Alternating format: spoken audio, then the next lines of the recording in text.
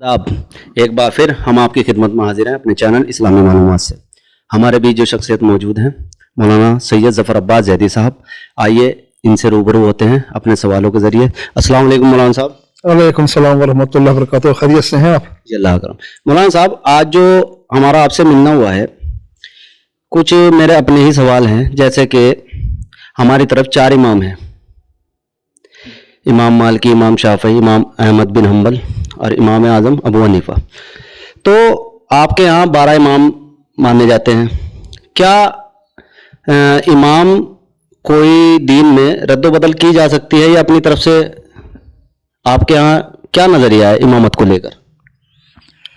औज़ु बिल्लाहि मिनश शैतानिर रजीम, बिस्मिल्लाहिर रहमानिर रहीम, अल्हम्दुलिल्लाहि रब्बिल आलमीन, वस्सलातु वस्सलामु अला रसूलिहिल करीम व आलिहि तय्यबीन अत्ताहिरीन, मासूमीन अल मज़लूमीन व लानतुल्लाहि अला आदाइहिम अजमाइन। हमारे यहाँ इमामत का जो अकीदा है, जो आपने सवाल किया है, इमामत मुहाफ़िज़ शरीयत मोहम्मदी है, यानी पैगंबर अकरम हज़रत मोहम्मद मुस्तफ़ा सल्लल्लाहु अलैहि वसल्लम जो लेकर आए हैं, इमामत उसकी हिफाजत करती है। इमाम का काम है जैसा पैगंबर लाए हैं बिल्कुल ऐसा उनकी उम्मत तक पहुंचा देना। उसमें किसी किस्म की रद्द बदल जो है वो ना होने पाए, किसी किस्म का जो है बदलाव ना होने पाए। इमाम शरीयत की हिफाजत करता है। इमाम ना शरीयत में कुछ घटा सकता है ना बढ़ा सकता है, वो भी पाबंद शरीयत होता है। और इमाम ही क्या, शरीयत के अंदर तो ना रसूल घटा सकते हैं ना बढ़ा सकते हैं। तो जब पैगंबर अकरम को ही हक नहीं है तो फिर इमाम को ही हक कैसे हो जाएगा? जैसे कि मैंने सवाल इसलिए किया है, हमारे यहाँ जो 4 इमाम हैं, चारों के नज़दीक, एक के नज़दीक हाथ खोल के है, इमाम मालिकी के नज़दीक, एक के नज़दीक हाथ ऐसे बांध के, ऊपर बांध के, नाफ के नीचे। तो जैसे आपके यहाँ 12 इमाम माने जाते हैं, क्या इनमें भी कोई नमाज को लेकर रद्द बदल है? क्योंकि नमाज एक ऐसा अमल है जो नबी करीम सल्लल्लाहु अलैहि वसल्लम ने दिन में 5 वक्त किया है, सहाबाओं की मौजूदगी में किया है। मसाइल में इख्तलाफ हैं, चलने वाली बात है, लेकिन नमाज में इख्तलाफ नहीं होना चाहिए था। आज के टाइम में सबसे ज़्यादा इख्तलाफ नमाज को लेकर है। कोई कहता है ऐसे पढ़नी है, कोई कैसा कहता है ऐसे पढ़नी है।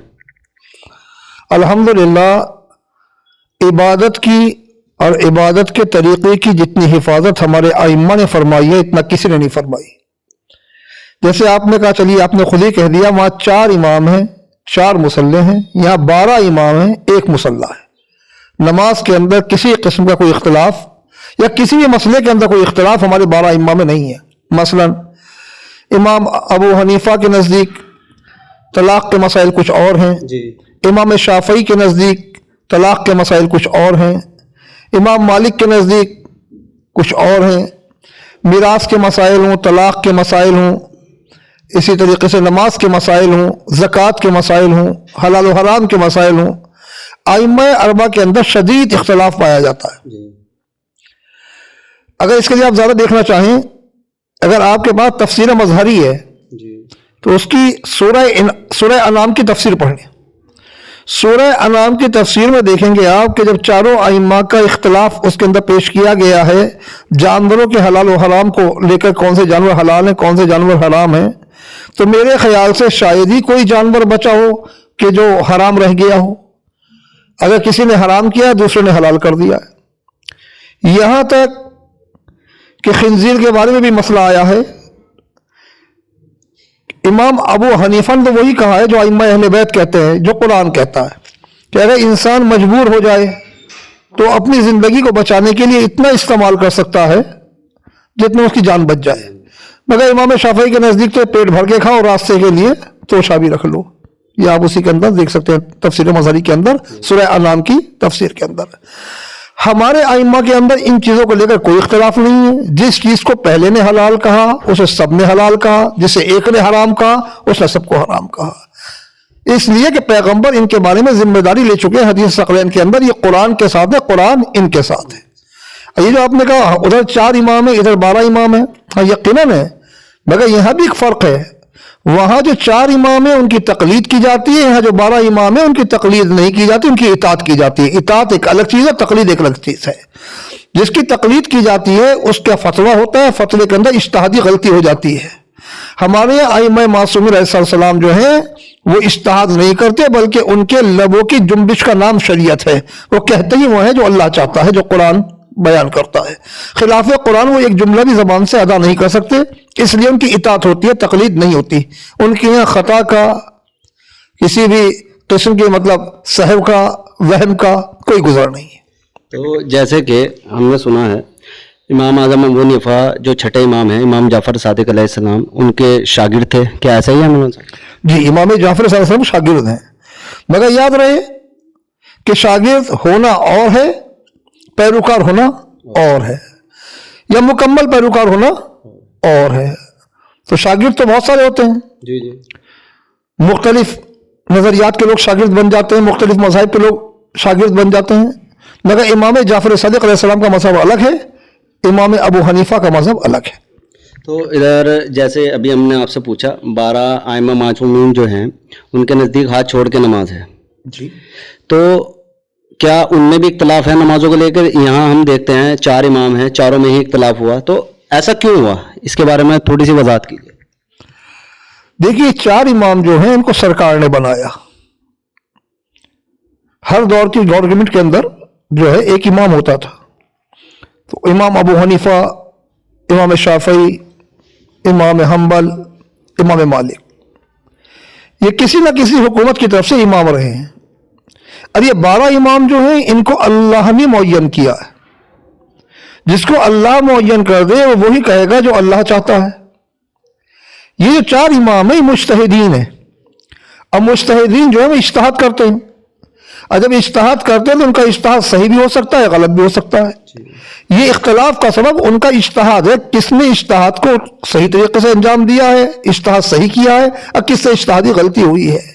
بہرحال ہمارے یہاں مجتہد کی تقلید اس وقت ہے جب امام معصوم سامنے نہ ہو۔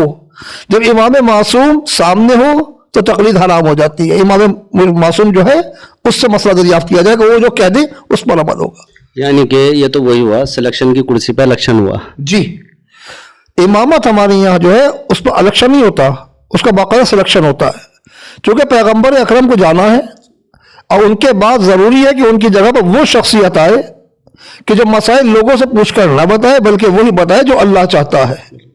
اور یقیناً پیغمبر کا ارشاد گرامی کہ میرے اہل بیت قرآن آپس کے اندر جدا نہ ہوں گے، وہ یہی حضرات ہیں۔ تو جیسے کہ مولانا صاحب ان چاروں اماموں میں جو اختلاف ہوئے تھے، اب جیسے کہ آپ نے بتایا سورہ انعام میں اس کی تفسیر میں جا کر دیکھ لیں، تو شریعت ایک ہے کیونکہ نبی کریم صلی اللہ علیہ وسلم ایک دین لے کر آئے۔ تو یہاں جب ہم دیکھتے ہیں مسئلے میں اختلاف ہوا تو ہمیں رجوع کس طرف کرنا چاہیے، یا ہمیں کیسے پتہ چلے کہ صحیح کیا ہے غلط کیا ہے؟ اس کا انتظام پیغمبر اکرم خود کر گئے تھے۔ اے لوگوں، میں تمہارے درمیان 2 گراں قدر چیزیں چھوڑ رہا ہوں۔ یہ ہم سے نہیں کہا تھا، ہم تو بہت بعد میں صحابہ کرام سے کہا تھا۔ ایک کتاب اللہ اور ایک اپنی اطرت، یہ آپس میں جدا نہ ہوں گے یہاں تک کہ حوض کوثر میرے پاس وارد ہوں۔ تو اگر یہ امت بعد رسول پیغمبر اکرم کے اہل بیت کی طرف رجوع کر لیتی تو آج اختلافات نہ ہوتے، اس امت کی قسمت میں بدبختی نہ تحریر ہوتی۔ ایک اہل بیت کے در کو چھوڑا تھا، اس لیے در در بھٹک رہی ہے، اور وہ در در بھٹکتی بھی رہے گی۔ اور جنہوں نے آل محمد کے دامن کو تھاما تھا، وابستہ تھے، وہ آج الحمدللہ سربلند ہیں، اسلام کے لیے بھی سربلندی کا سبب ثابت ہو رہے ہیں۔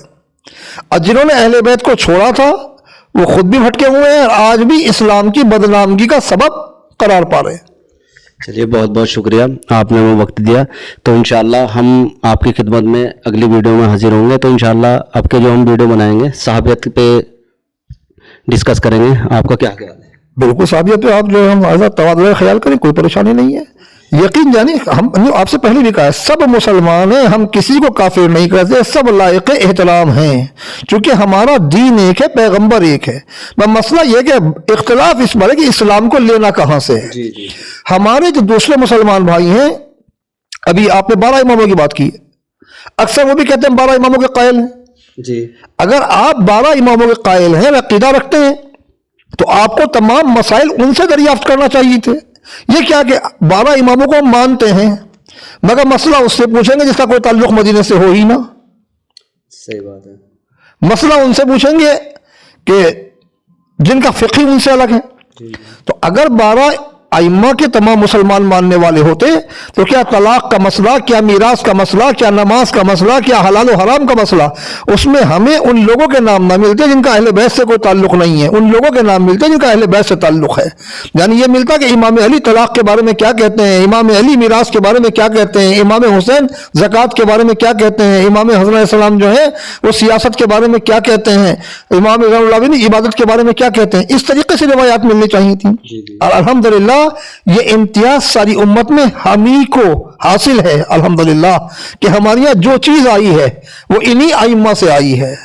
अगर इन आइम्मा से आई तो हम कबूल करते हैं, अगर इनके खिलाफ आते हैं उसे रद्द कर देते हैं। हमारा फ़िक़्ह हर एतबार से मुकम्मल है, कामिल है। चलिए बहुत बहुत शुक्रिया। तो नाज़रीन जुड़े रहिए आप हमारे चैनल के साथ, इस्लामी मालूमात इंशाअल्लाह आपकी खिदमत में फिर हाजिर होंगे जल्दी नई वीडियो के साथ। तब तक के लिए अस्सलाम वालेकुम।